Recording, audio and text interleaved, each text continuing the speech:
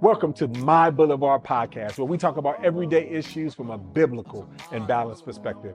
I'm Dhati Lewis, and this season we're diving into fighting for the faith in today's culture, navigating deconstruction and reconstruction, and featuring the voices of poets, pastors, practitioners, and polymaths.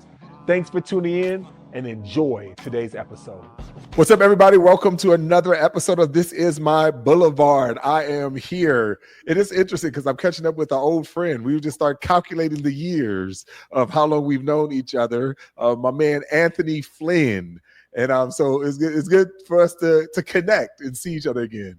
Absolutely, brother. Thanks so much, man. Let me just start off always by saying, you know how much I admire you and appreciate you and your leadership. You represent so much in terms of character and leadership and just, man, the consummate man of God, the consummate leader.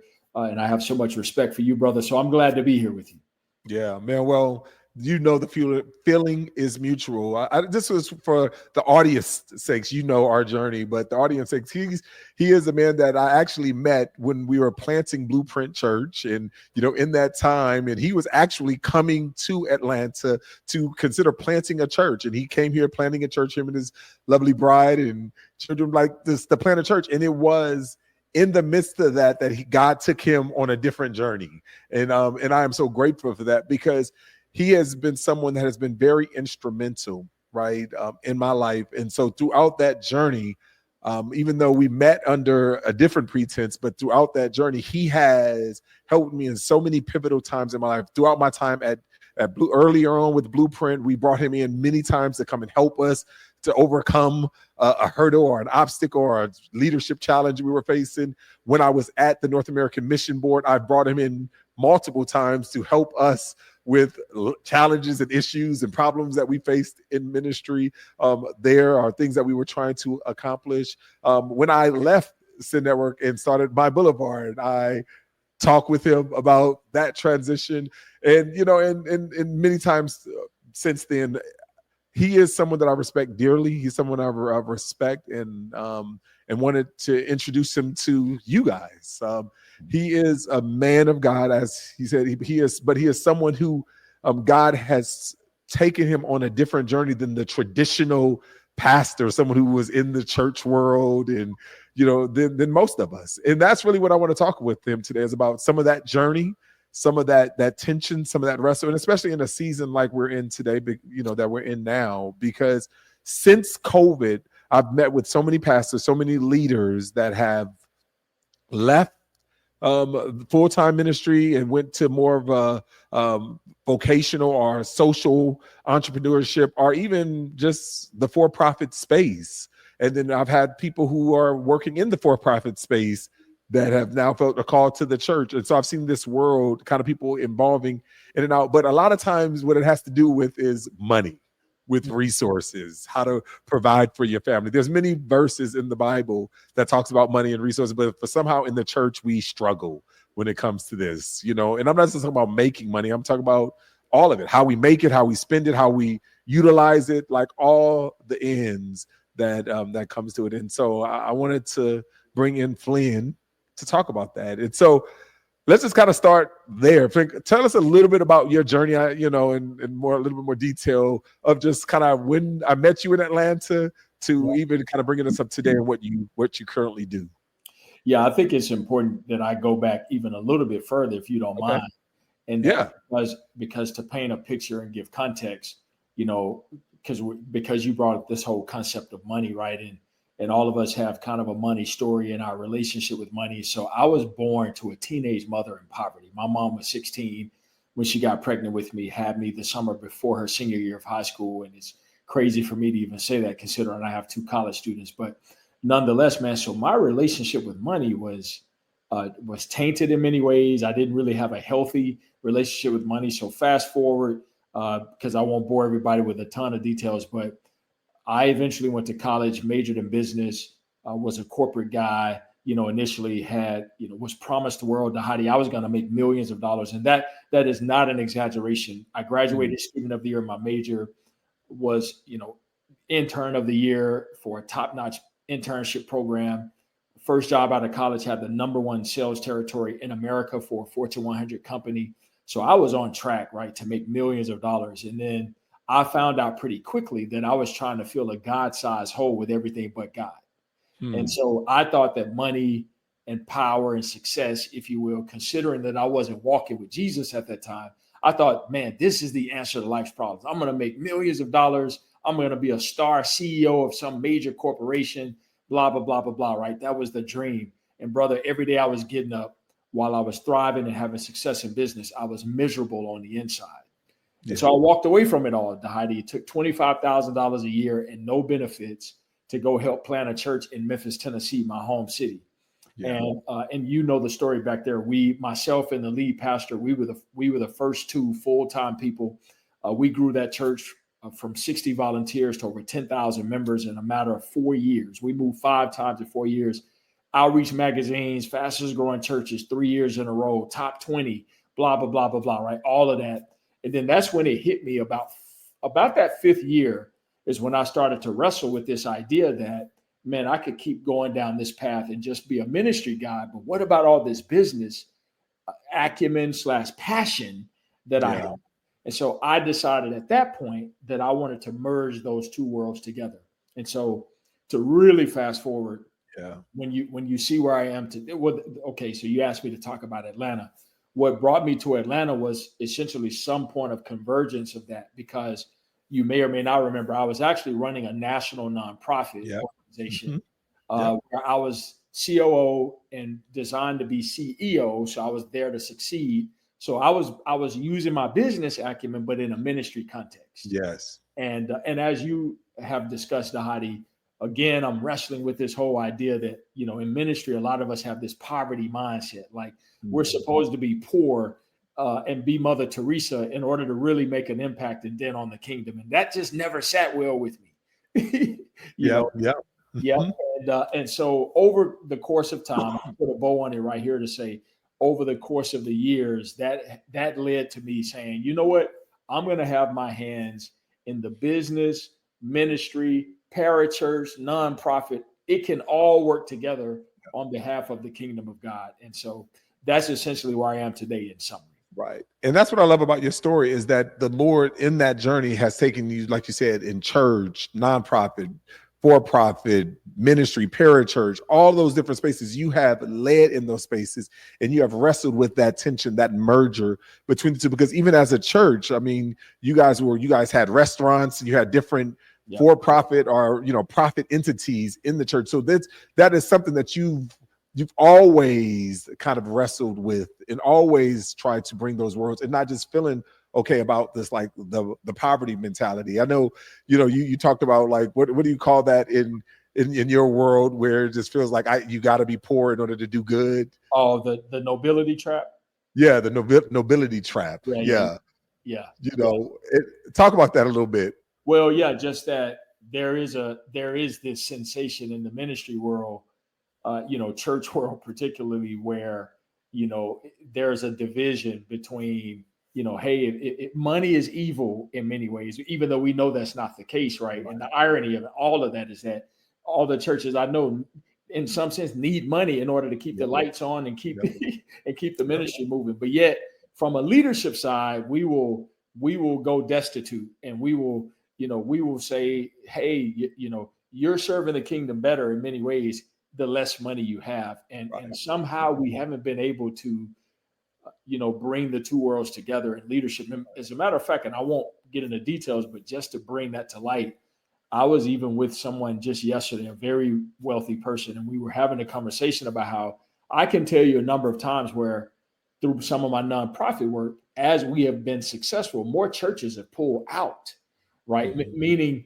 we're not giving money anymore to you or to that institute, because it's kind of a weird dynamic. The more success you have, the more the church wants to pull back instead of actually lean in. So very interesting. And it is interesting because when Christians, and we talk about money, I think it's really interesting because of that dynamic of resources and money. We know we need it, but we don't like to talk about it. We don't expect to talk about it. And here's the thing. What I've learned is that most pastors, leaders, nonprofit, we don't run the church in the same way we would run our family, right? Like even manage the resources in our family, because we know that we gotta, if you don't work, you don't eat. There's certain expectations, things, there's certain goals, there's desires. You want to purchase this house, so you want to buy this, and like there's savings, like a lot of different things that we do that we don't even apply those principles. Like if we can just apply the principles that we know to be true within stewardship in our home and apply it to the church, it would just give so much freedom, both for people like me who are running the organizations, but also people who are giving to these organizations because of that dynamic. Because I mean, just think about it. Like I'm in my house, and I was just talking to Angie the other day, and I was like, hey, like, do you want to like change up some things? Like we've been in the same, do you want to expand this, or do, like, that takes money. That's a financial decision that we're making. And but it's interesting that in the church, people don't expect, like, yeah, hey, there's like, we've been using the same toys in the children wing for 10 years. Do you guys ever think about we better upgrade? There's like, well, that takes money, right? And then so where's that money coming from? It comes, like, you got to ask for it. You have to. So there is all of that dynamic, but oftentimes people, as soon as someone like me talks about money, it's already all the church does is talk about money, right? And then there's that kind of, but on the flip side, but you have worked with people like me because you helped me in this, because when I came out of Sin Network, I was coming to my boulevard, and I was just like, man, I'm doing this thing. And here's the two things that I remember saying. I was just like, two things. One, I'm feel called to the urban context, but I also feel like two things. One, Christians don't like paying for anything. And then the second thing is that urban Christians like even paying less for stuff, right? And I was just like, but I feel like this is my calling to this ministry, and really thinking through, okay, how do I go about doing this? And so I was just talking about, well, I'm like a nonprofit, and you start, well, have you thought about social entrepreneurship and like terms and words and things?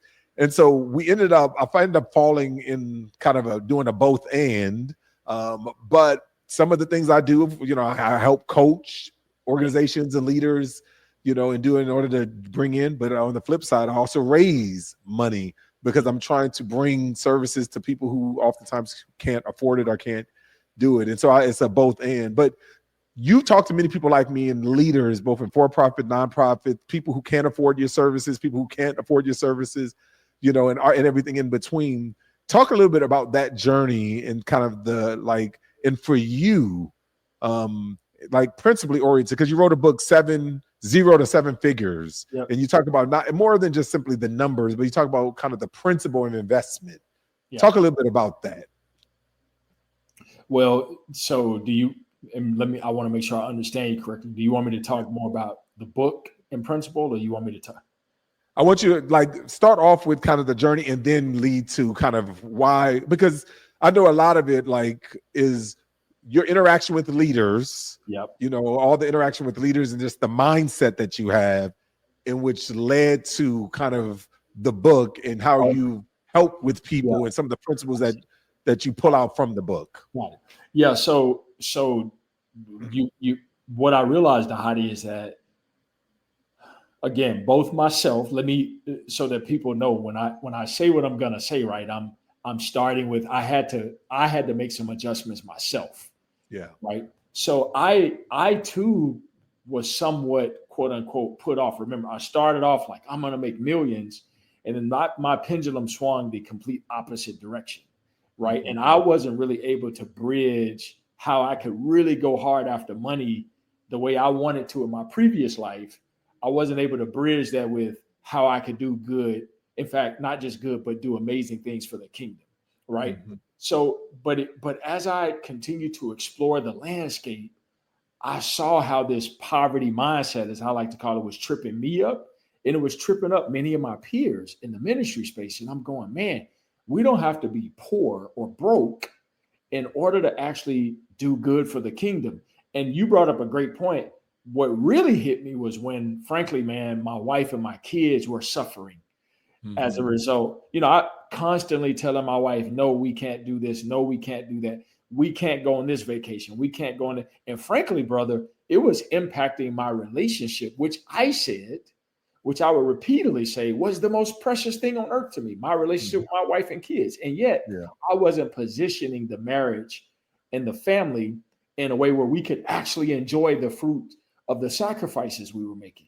That was really, honestly, Dhati, a major turning point. There were many other things, but it was like, man, I'm not living what I'm actually preaching. I'm preaching to inspire and help others accomplish and be and become, right? And some of my coaching and all, but I'm over here.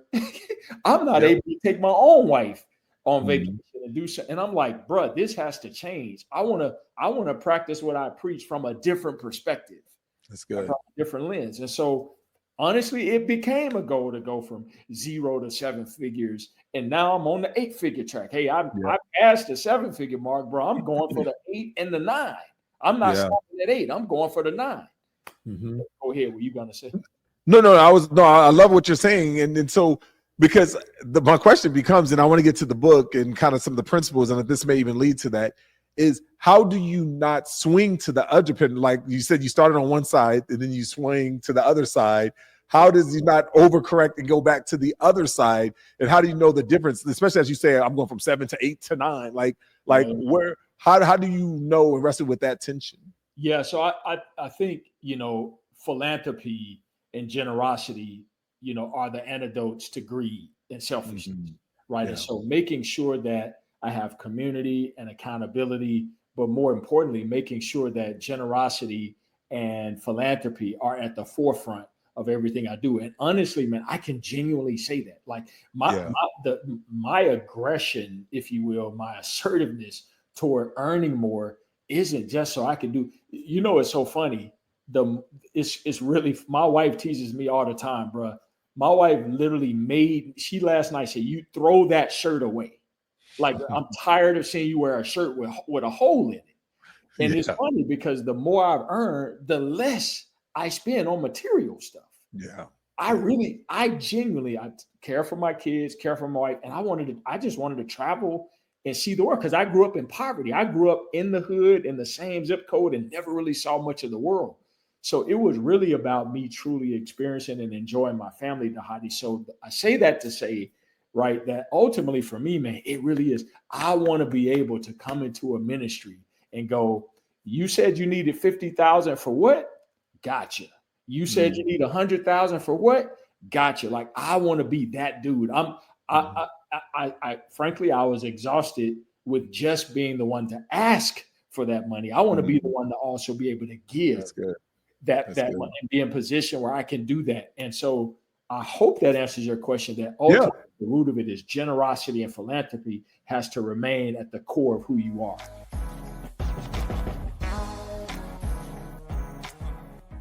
Imagine a movement where every urban neighborhood has trained, dedicated leaders sharing the gospel and making disciples.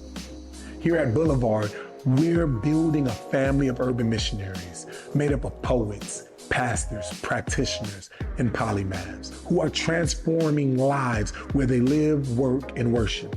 From launching new city hubs to strengthening existing churches and ministries, we're committed to making sound discipleship accessible in every urban context. This year, we're asking for your help to raise $50,000 in the last 50 days to fuel this mission. Your monthly commitment helps us to reach more cities, raise up more leaders, and bring gospel transformation to neighborhoods across America. Together, we can impact our cities one boulevard at a time.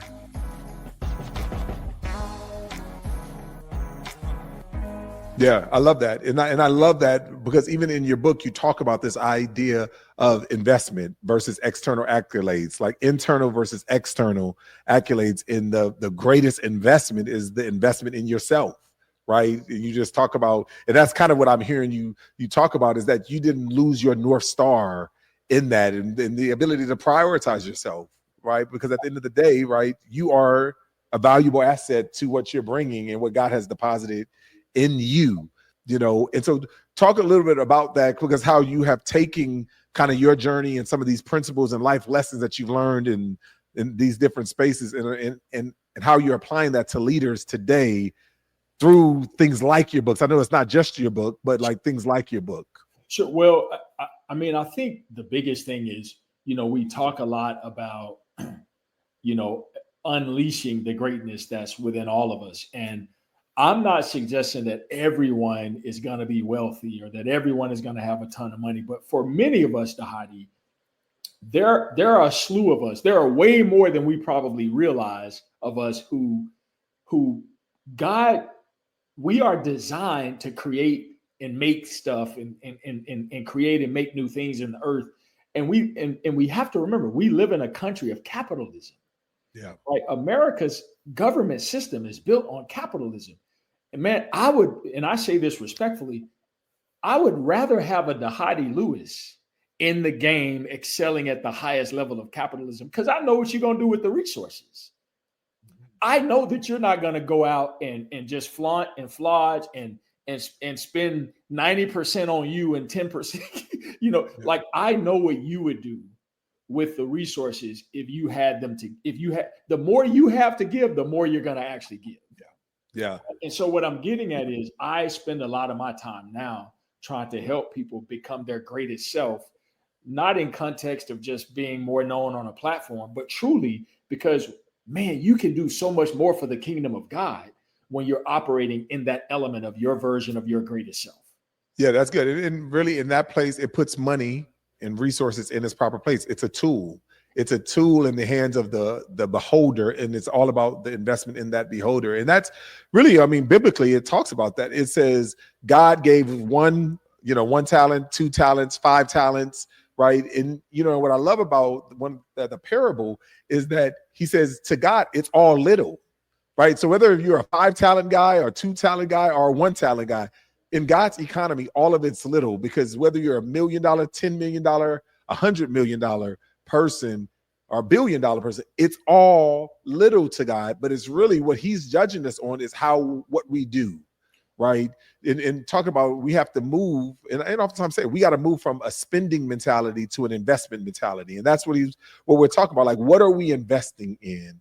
And I think that is a critical piece, in there, but Flynn, talk about this a little bit, because a lot of times when people say, and I love your story, and because you're a product of it, but people always say, man, well, that sounds good for someone who has it, but I don't have it. And so it's sort of like the doctor who says, I'm a doctor, but don't do what I did in order to become a doctor. It's like, well, that's easy to say now that you're the doctor and you can kind of do things, but what about me who doesn't have it and is struggling and all that? And there's a proverb that talks about that. It talks about, don't make me too poor so that I end up stealing, or don't make me too rich that I end up, neglecting you. And so kind of talk about kind of like those investment in yourself so that you can keep yourself centered in the North Star, and, talk a little bit about that. Yeah, I'm glad you said that, because you do that. That is another great point, Dhati, that I should have, and I'm very transparent. So one of the things I should have said was, I don't invest in anything or anyone more than I invest in myself. So I'm a product of tens of thousands of dollars, and that is not an exaggeration, of therapy, a personal therapy, marriage therapy associated with my kids, with my relationship with my mom, my dad, bro, I'm a product of a lot of hard work on my own sicknesses and my own challenges and issues, right? And then couple that with coaching, how to be a better business leader, how to be a better nonprofit leader, how to be a better husband, so I spend countless hours, Dhati, pouring into me first, because I truly believe that in order to be available for everyone else at the level I'm capable, I got to first invest in me. And that's real. It does matter to the point in your question earlier, keeping myself grounded, keeping myself, you hear this and it sounds cliche, but bro, the more work I do, the more I go, man, I got so many issues. Like, bro, you ain't all that, like I'm saying, that's me looking in the mirror going, man, with all the therapy you had, don't you think you'd be over that issue by now? Like, it's a constant reminder that the grace of God really is the thing that covers you, and it's the only reason that you're in the position you're in. So don't you ever forget, success, fame, money, don't you ever forget that it's literally the grace of God that is covering you. And Dhati, it actually makes me more grounded. It's literally why my wife had to make me throw away that t-shirt. Yeah. Yeah. So what are like, talk about that. Like, I mean, you talked about your wife, but what are some other practices or disciplines to keep yourself? I oftentimes say we discipline ourselves not because we're strong, we discipline ourselves because we're weak, right? And oftentimes we need to, they're reminders of that. What are some disciplines that you do in practice that helps you stay grounded, in the grace of God, not in the works that you can produce with your hands? So every single morning, without exaggeration, the first thing I do literally before I get out of the bed is study the word of God, and I'm in the book of Luke right now, studying the book of Luke, reading Proverbs regularly. And then after that, and me, I work out every day. Like, that's not an exaggeration. Every day is literal every day, because I'm working off the stress and the problems and the challenges and the weight of all the things that I have going on. Right. And so those are just a couple of examples of like self-care, biblical framing and foundation, workout, and then my reading. So I used to read a book a week, but I got way too much going on now. So now I do a book every 2 weeks, So I'm doing, 20 plus books, 26 books or so a year. Right. And so that's a way of me really staying connected and staying rooted in these are the things that keep you grounded, that keep your feet on the ground, no matter how much quote unquote success you actually have in your life. And not to mention, I'm married to a sister from the hood. So she helps keep me grounded too, Dhati. Yeah. Hey, I know it's nothing like a spouse. It's nothing like your wife. I know. Keeps you grounded. No, I love it. Yes. I know Angie. I know. Yes. You know it. Absolutely. Whenever you start feeling good about yourself, start smelling yourself. You're just like, okay, bring that on back here. Absolutely. So, but in all sincerity, I have a personal board of directors. Mm-hmm. So there really are people in my life, man, who I lean on. 2 of them are in their 80s, and that's not an exaggeration. One is 83, one is 82, one is in his 60s, and so. Man, I lean on people, Dhati. The gift, the blessing of being born to a teenage mother in poverty is that I wouldn't be here if I didn't lean on others, right? I would be a product of my hood. Yeah. And I'm still a product of my hood, but you get what I'm saying. Meaning I would still be in the hood, if not dead, candidly. Right. But so I had to reach out for help and ask for help. So I'm the guy who is not afraid to go, bro, I'm struggling. I'm going through some things. Hey, I got a hand up. Somebody help me. And one of those examples was again, moving from this poverty mindset to a wealth mindset. It's like, bro, I got all of these wealthy people around me. Bro, pick up the phone, go to lunch, go to breakfast, lean on them, read, study, dig in and learn, how to become wealthy. And doing it in a way to stay grounded, right? So who are the people in my life, Dhati, that have acquired wealth, yet they still have remained, servants of the kingdom of God, and they don't lead with, man, this is the wealthiest person in my inner circle. Literally, for example, these 2 men in their 80s, and I want to say that most people would think they're poor. You hear it all the time, but if you ran across them, you might try to donate to them based on what they're wearing and how you literally would have no idea how many millions of dollars these guys are actually sitting on. And when I say, they're my inner circle. Like if I call as soon as I hang up with you, they're going to answer. Yeah. No, that's good. No, and that's helpful. And so as you've been talking to people, and you've been in this journey and been in this game for so long and have seen many different leaders and all types of leaders, what are some of the people that get caught up? Like, what are some of the traps, the traps that you have seen take place that have caught up those? Hebrews chapter 12 talks about run the race set before you with endurance, not tripping over. So that so easily entangles us, right? So what are some of those traps as believers that went out with same ambition, same intentions that you have, but you have seen maybe trip up in that pursuit? Yeah, I think that, and this gonna sound so basic, Dhati. It's gonna sound so basic. The basic lust of the eyes, lust of the flesh, lust of the heart, right? Those fundamental things so, all right, again, cliche, we've heard this before, but money only amplifies who we actually already are on the inside. Yeah. Let me be brutally honest and say, had I not done all the work in therapy and my accountability groups and all, man, money would have just simply been a tool for me to buy more stuff for myself and be running the streets and running the nightclubs and all the stuff I was doing when I was a college student and not saved and not walking with Jesus. Mm-hmm. Right. So the conversion, only how I view money now, my relationship with money now, is only a product of all the work I've done for my inner man.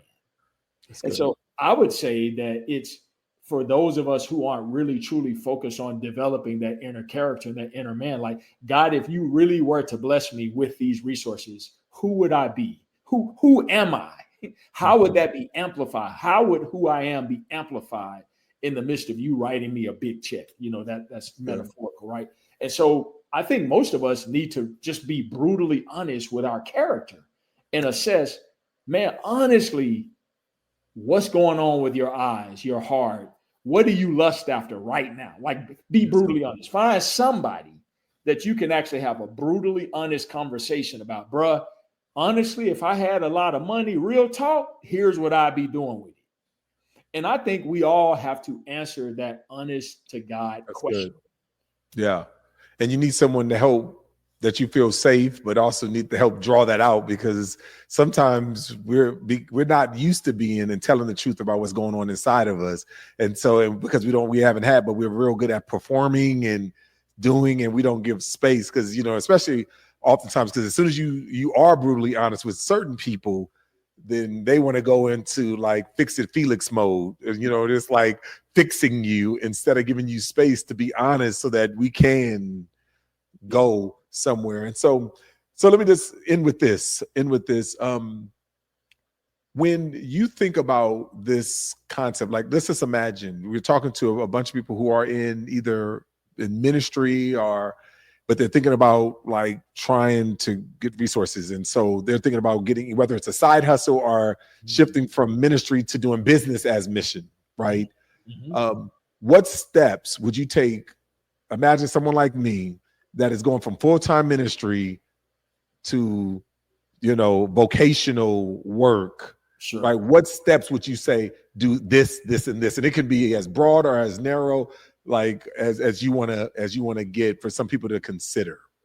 So let me, that was a setup for, honestly, the book, 0 to 7 Figures, my book was literally written with that in mind, because, again, I was the formerly youth ministry guy who has now been blessed to run several multi-million-dollar businesses.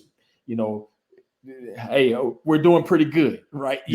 As a family. And so I've been on that journey from how do you go from concept of something to bringing it to life, expressing it, and actually literally walking in the dream that you dreamt about, years ago. And I'm blessed to say that I'm literally walking in it. So first and foremost, take $20 if you can and pick up the book, right? Because I literally take you through a step-by-step process.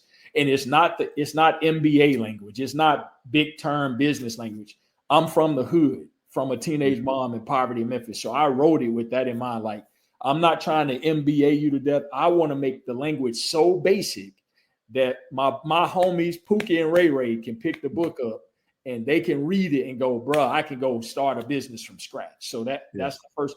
But giving a couple of principles here, is, I think oftentimes we miss some of the most basic fundamental things, such as, okay, so what is my mission? What is my vision? What are my core values? Do I have a strategic plan? It sounds boring to a lot of people, but it's really the thing that ultimately will drive your success long term if you're willing to get up every day and walk in the thing that you say you actually envision. So it might be, okay, let's make it real basic. I'm a great cookie maker, or I bake great cakes. So you might literally say, I want to sell 1,000 cakes. Okay. So take a step back and sit down and think about what is all the things I need to have in place in order for my dream of selling my first goal of selling 1,000 cakes. What are all the tools and things I need to have in place in order for that to happen?